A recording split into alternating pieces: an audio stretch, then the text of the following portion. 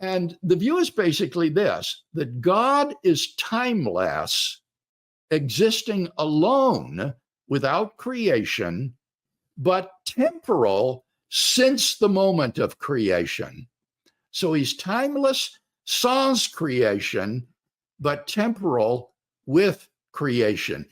And there are a number of reasons, I think, that you can give. One would be that there cannot be an infinite regress of events in time. If there cannot be an infinite regress of events in time, you have to get back to a first moment of time and an absolutely first event.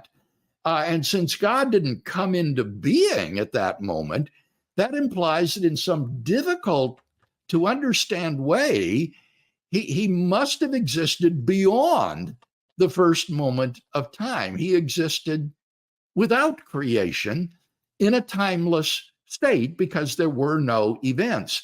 This view also has the advantage of avoiding the otherwise insoluble question, why didn't God create the world sooner?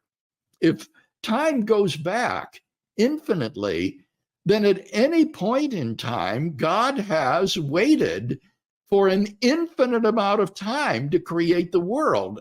And why would he do that? There's nothing that could distinguish the moment of creation from any other moment in an infinite regress of moments that would make it an appropriate moment to create the world. But if time begins at the moment of creation, then that question becomes meaningless. You cannot ask, why didn't God create the world sooner?